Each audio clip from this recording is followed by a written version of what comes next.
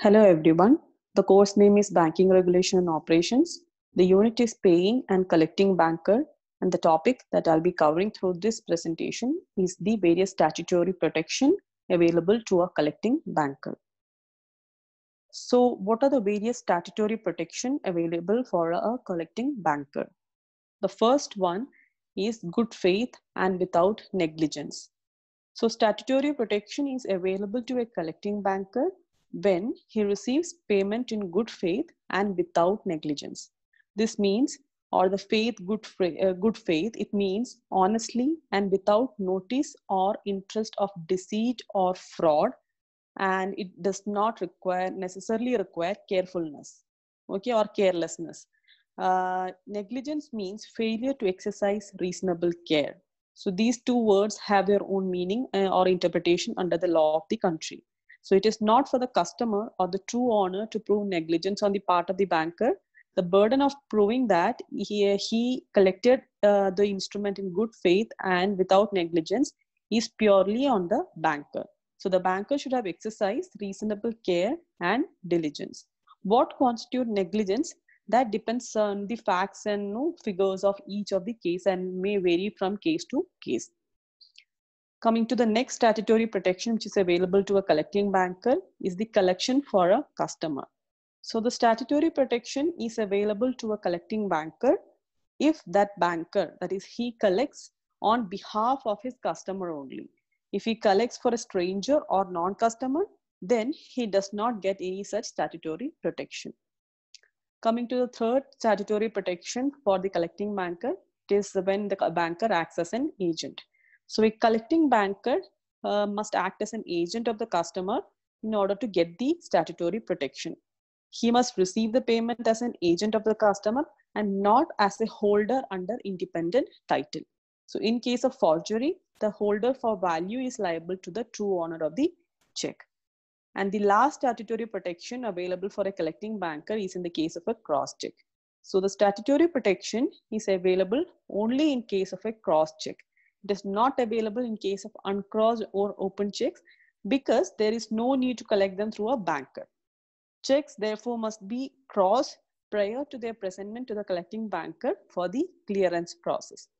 Suppose if the check is crossed after it is received by the banker, then the protection, that is a statutory protection, is not available.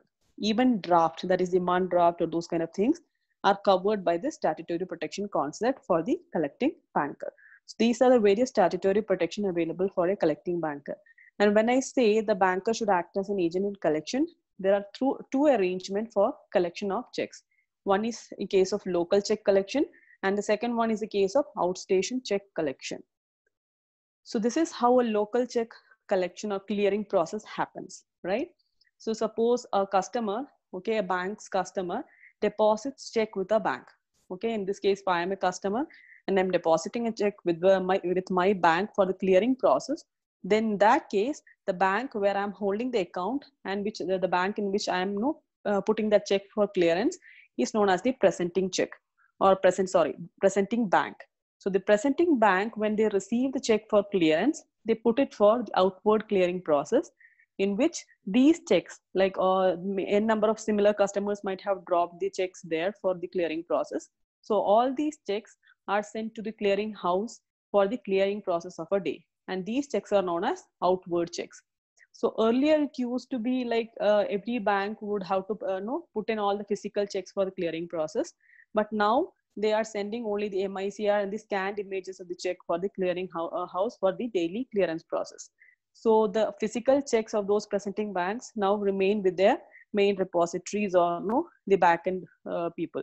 So the checks of the MICR data and images are captured at the presenting bank, and it is stored in something called as a common warehouse. And the scanned images of these outward checks are sent for every day's clearing process in the clearing house. So in clearing house, many banks or the banks of that particular region will be participating in for the clearing process, and the checks of respective banks goes to those banks for the outward clearing process. So the MICR images and the scanned images of the check which is available at the clearing house will be sent to the respective banks. And from the respective banks, after the outward clearing is done, if there is any check return case, those check returns will be again sent back through as images to the clearinghouse, and from there it comes to this presenting bank itself as an inward check return, or the images of the checks which are returned are known as inward check return. Okay, so after the inward check return is available here, the banker intimates a customer saying the check which he or she has deposited has been returned in the day's clearing, and therefore they needs to come and collect it. So this is how a local check clearing happens on a daily basis in various localities. So normally the clearing house has to be the RBI or the branch of the RBI if it is available in that particular region. If it is not available, in that case, the SBI will be acting as a clearing house on behalf of RBI. So coming to the next process of collection, which is known as outstation check. So it is very important to understand how an outstation check works. So suppose a person who resides in Kolkata and presents his check to his or her bank branched in Mumbai. Okay, the bank that he presents to is his own branch, which is called the presenting branch, bank branch. So this branch then sends it to the collecting branch for the payment. So the branch that makes the usual clearance and the funds are collected. So it is extremely time consuming, and for some reason if the check gets bounced, it is a complete waste of some time. So outstation check also involves a local clearing, but not at that particular branch or that particular level only. So that check needs to be sent to some other location due to the absence of that particular branch, bank's branch in that particular location. So that is how outstation check works. So let's understand it further. Suppose a customer called John, okay, who resides in Kolkata, presents the check of a bank without having a branch at Kolkata to his bank. So here this bank will be acting as the presenting bank, right? And now when this happens, this presenting bank sends it as an OCC check to its Mumbai branch, where this check might, or the check that this John is having, that particular bank is having an account or branch in Mumbai, then this check goes to the branch of this particular bank in Mumbai. Okay, and that particular branch of that bank, they will present it for the local clearing there. So normally what happens in the local clearing again repeats in this particular location in Mumbai. So after the clearing is done, the proceeds of that particular check will be initiated towards this bank, and that bank finally gives it to the original branch where the customer had initially deposited the check, and then the proceeds are sent to the customer account in that original branch.